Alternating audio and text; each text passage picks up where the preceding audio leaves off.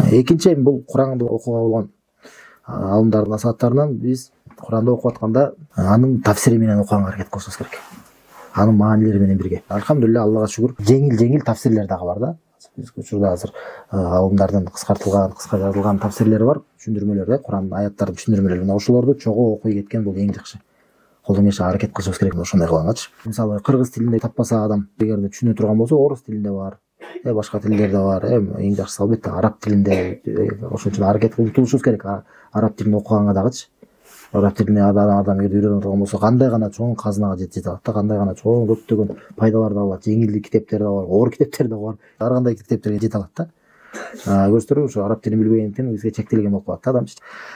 Мына Куранды ошон үчүн эгерде адам тафсири менен окуй турган болсо, тафсири менен болбосо деле маанилери деле бар го, которулган маанилери деле. Ошол менен деле окуса, чоң тафсирди түшүндүрмөсүн окубаса деле, ошол маанилерин окуу деле өтө чоң пайда да, өтө чоң пайда. Жана адам чынында эле ушундай маанилери менен Куранды окуса, чынында эле Курандын ошо даамын татат да. Чынында эле ошо таттуу даамын татат да. Чынында сезет да Куран ага таасир этип аткан.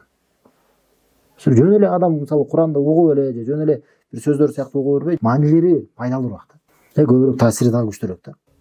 Ислам тарыхындагы эң улуу ушундай Куранга түшүндүрмө берген тафсир алымдарынын бири имам Ибн Жарир ат-Табаринин мындай деп айткан белгилүү сөзү бар. Ал айтат: "Инни ла ажибу мимман қара ал-Кур'ан ва лам я'лам ta'wilahу кейфа яталаззаз би қираатихи" дейт. Мен ушундай бир адамдарга таң каламын дейт. Куранды окушат, бирок анын маанилерин билбей эле дейт, анын түшүндүрмөсүн билбей эле. Булар окуганы менен кантип булар рахаттанышат дейт. Ушул окуганы менен кантип алар ушул Курандын даамын татышат дейт. Колдон келишинче ар бир мусулманда көрсөтөр, ошондуктан бир Курандын маанилерин карап жүрчү, карап тургудай бир тафсирдин өзүнө бөлүп алыш керек да, бир алып алыш керек да. Алхамдулилля, мисалы ошол дайыма бир маанилери мен түшүнбөй турган болсом, ошого кайтам дегендейчи. Ошого кайтып турам дегендей. Субханалла, азыр кандай болуп жүрөт эми кыргыз тилинде эми аларыбыздан тафсирлер деле жок да азырчы. Негизинен кандай гана сонун тафсир китептер бар да. Азыр алхамдулилля Ахлусундан жазылган китептерден, кыскача тафсирлерден, мисалы тафсир аль-Муяссар деген бар. Тафсир бар, ошо Мадинада чыгат. Жана Куран чыккан завод бар го. Ошол жакта чыга турган тафсир аль-Муяссар деп өздөрү даярдап чыккан тафсир бар да, кыска тафсир. Карасаңыздар, субханалла, Аллах тааланын сөзү менен алек болуп жүргөн адамдар кандай бактылуу адамдар да, субханалла. Мисалы ер адамдар бар да. Мисалы ар кандай бир адабиятчылардын, ар кандай журналисттердин, саясатчылардын карачы кантип айтыптыр. Мынтип айткан экен, мынтип сүйлөгөн экен, кандай кыйын айткан деп ушинтип ошол менен алек болуп жүргөндөр бар да. Элестетсеңер, субханалла, эгерде кайсы бир Алланын пендеси, аламдардын кожоюну болгон, аламдардын эгеси болгон Аллах тааланын сөзү тууралуу карачы кандай айткан, кандай маанилер камтыган, кандай сонун айткан, ошого ой жүгүрүп жүргөн адам да, ушул эң жакшы, эң бактылуу адамдар да. Эң бактылуу адамдар көрсөтөр. Ошон үчүн ушуга умтулушубуз керек. Да, мына илим алуунун максатыбыз ушул.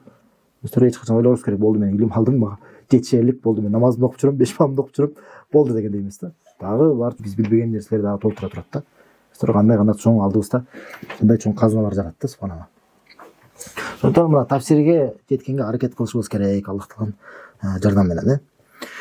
Эми бул тафсир дедик. Биринчи Куранды окуп жүрөлү, экинчи тафсирге көңүл буралы. Тафсир эми бир ай бою тафсирди толук окуп чыгыш мүмкүн эмес болушу мүмкүн да, оор болушу мүмкүн. Ошол маанилерин делечи туурабы. Тафсирге өзүнчө мына Рамазан айында баштагандай бололу. Баштагандай болсок, мисалы, бир тафсир китебин алдык дагы баштадык. Рамазан бүткөндөн кийин болсо эле улантып берели. Эң башта Рамазанда берекелүү күндөрдү баштап алдык да. Кийин Рамазан бүтүп калган болсо деле, болду мен Рамазан айында бир жетишпей калдым. Болбой калды дегенде өкүнбөй эле улантып берели. Мүмкүн кийинки Рамазанга чейин бүтүп каларбыз. Туурабы? Бүтүп калчу болсо элестетсеңер, бир Куран тафсир маанилерин окуп чыгуу деген кандай сонун да. Кандай чоң береке да, субханалла. Кандай чоң, кандай көптөгөн пайдалар да, субханалла. Мына буга чейин көрсөтөр, эки насааттын негизинде демек ушул эки нерсе болсо эң жакшы да адамдачы, мусулмандачы. Кандай? Биринчи, дайыма жөн эле Куранды окуп жүрүү.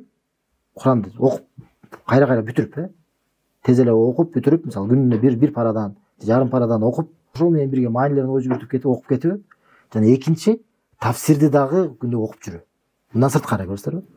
Мисалы күнүнө бир 5 аят, күнүнө 2 аят, ушундай кылып же мисалы бир бет, ушундай кылып тафсирин окуп жүрүү да. Муну өзүнчө кете бериш керек да, бул дагы. Көрсөтөрбү? Курандын өзү дайыма окуп жүрүү бул өзүнчө кете берет. Анан тафсирди дагы окууда өзүнчө кете бериш керек да. Көрсөтөр, ушул эки виртти башталса, бул эң сонун да, эң сонун алымдардын насааттарынан да, субханалла. туруктуу постоянно болупчу жана ошо бүтүргүдөй кылып пайдалыгыдай болупчу. Максат анан тафсирде да ошондой да шашылбай деле максат бүтүрүш эмес, түшүнүү максатындачы. Сахабалар да ошондой кылышкан да Куранды окуп жүргөндө. Канча деген сабактарда айттык эле го. Сахабалар айтышкан өздөрү тууралуу. Биз деген 10 аятты окуйт элек дейт. 10 аятты үйрөнөт элек дейт. Жана ошол 10 аятты маанилерин түшүнүп, ага жараша амал кылып калмайынча кийинки аяттарга өтпөйт элек дейт. Көрсөңүз сахабалар кандай Куранды жатташкан, кандай Куранга көңүл бурушкан, кандай Куранды үйрөнүшкөн. Мына сахабалардын жолу ушундай болгон. Ошол себептүү алар сахабалар болуп атат да. Ошол себептүү алардын жана иманы, динчилиги ушундай болгон да, субханалла. Алар Куранды түшүнүшкөн, Куран менен бекем байланыштуу болушкан да. Жөн эле окуп жүрө беришкен эмес да, жөн эле окуп. Максат көп окуп коюуда эмес, максат Куранды түшүнүүдө. Сахабанын баары эле Куранды жатка билчү эмес. Бирок сахабалардын баары Куранды туура түшүнөт эле да. Куранды туура түшүнүшөт эле. Көрсө, Куранды түшүнүү бул аны жаттоодон дагы маанилүүрөөк. Ал эле эмес, Куранды анын маанилерин түшүнбөй жаттоо бул диндеги бидат. Көрсөңүздөр, диндеги бул тыюу салынган нерсе. Имам Аль-Хаттаби деген чоң бир алым болгон. Ошол айткан да, бул Куранды маанилерин түшүнбөй жаттай берүү бул бидат деген да. Бидат. Анткени бул жок нерсе, динде жок, андай нерсе болгон эмес. Пайгамбар саллаллаху алейхи учурунда, сахабалардын учурунда да маанилерин түшүнбөй жөнүндө сөздөрүн жаттай берүү. Азыркы учурда ошондой бир пайда болду. Куран толук баштан аягына чейин окуйт, келип туруп жөнөкөй аяттарды сурасаң түшүнбөйм дейт. Бир кайсы англис тилинде, француз тилинде бир жөнүндө ырсаптар жаттап алгандай эле да. Эчтеке түшүнбөй элечи. Көрсөңүздөр, бул эмне пайда мындай субханалла. Кайра өзү ошол жаттаган Куран өзүнө кайра зыян болуп калышы мүмкүн. Көрсөң, эми Куранды жаттаба деген жерибиз жок. Ошол жаш кезинен жаш балдарды аракет кылдырышыбыз керек. Бирок максат маанилерге да көңүл бурушубуз керек да. Маанилерге да, тафсирге да, субханалла.